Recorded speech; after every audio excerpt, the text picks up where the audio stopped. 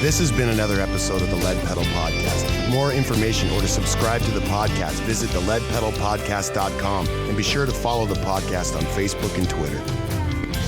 All right, everybody, how we doing today? Welcome to another edition of the Lead Pedal Podcast. This is episode number 1041, and today it's a Turnback Tuesday, and you know what that means. All right, folks, turn back the clocks, clean up the spokes. This is another edition of Turnback Tuesdays with your host, Bruce Outridge. That's right. It's a Turnback Tuesday, which means we're going to give you a little history lesson of the transportation industry. And the question today is, when did 53-foot trailers become standard in the industry? And we're going to answer that question for you as soon as we come back right after this.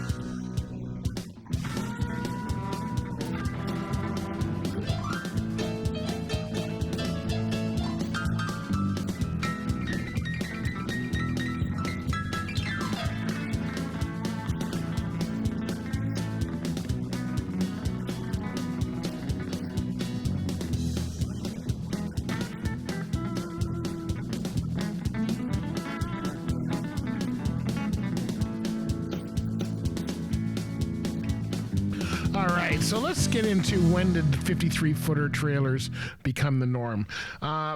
Around 1989 is when things started to shift. Until then, 48-foot dry van trailers were the standard in shipping due to regulations that limited overall vehicle length to 75 feet. But those regulations were changed, and the industry adopted the 53-foot trailer. And the reason that they did that is they had more room for pallets. If you think about back when I started, they had 45-foot trailers, and they were only 96-inch wide. Then the 48s came in, they went to 102, and then 53s came in to go to 102. Now, that allowed for more pallet space, and if you actually see what Walmart's done, they've got 60-foot trailers now, but you can't, it's not made for heavy stuff. So 53-foot trailer, you got to be very careful where you're loading it, or it's very easy to overload the back axle by putting extra pallets and not having your wheels there. It also caused a lot of issues to do with the bridge law. So they had to make it so that you could not have your wheels go up a certain amount. You'll have too much tail swing, but you will also could cause problems for bridge weights as well. So 53, I remember when 53-foot trailers came in, I was running highway. I'd been running a 48 for the longest time, and when they came in, I remember pulling into a parking spot. I think I was in Arkansas or something, and I pulled in and I just went, wow, I'm sticking out the front, I'm sticking out the back.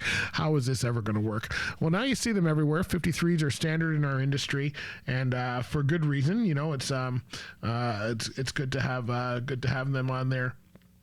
They really do have a lot of capacity for them, and they've got a lot of cubic foot capacity as well. So you know what? There's lots of ways to distribute the weight. You've got to really know your trailer, though. This is not for the faint of heart, and depending on what you haul, it's going to change the way you do it. It is really good for light package stuff because they can really use the cubic foot and really change the way it is. But if you're loading anything with some weight to it, you're going to find that it could be a problem for you. So anyway, 1989, around there, 1988, 1989 is when things came in. I remember drastically the change. It was quite a change because if you're thinking about it, you've added another 5 feet onto your truck, and that of course, if you're moving your wheelbase, that changes your turning radius and all of that. So it was quite a learning curve. Now they're standard. Of course, trucks have gotten a bit shorter. If you're driving something long, 53 feet can really be a problem. But now they've got it so it's a little better for you out there. So 1989, that's right. That's when all of that stuff came in and it became standard in the industry.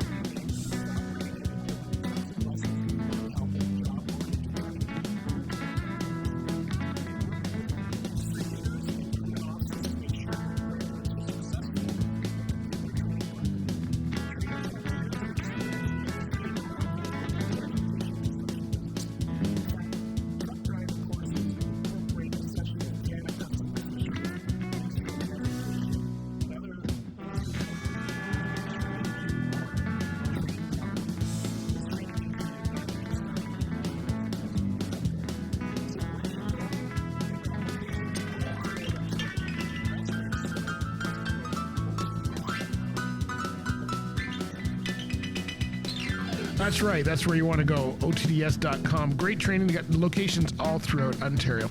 And so there you go. If you've kind of wondered when did the 53-footer start, if you're new to the industry, you may not have realized it was back in 1989.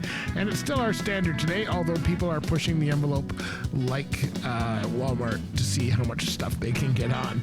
So I think you're going to see change. You know, it's funny because we had cab overs and we went to conventionals.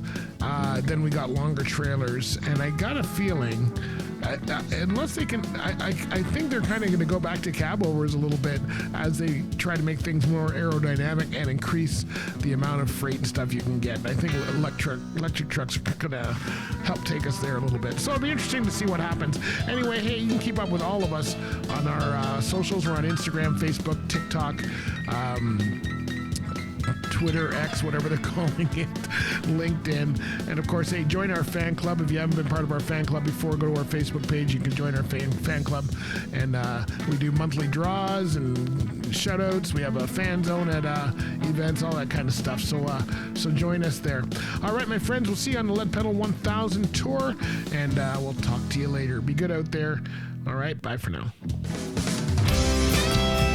This has been another episode of the Lead Pedal Podcast. For more information or to subscribe to the podcast, visit theleadpedalpodcast.com and be sure to follow the podcast on Facebook and Twitter.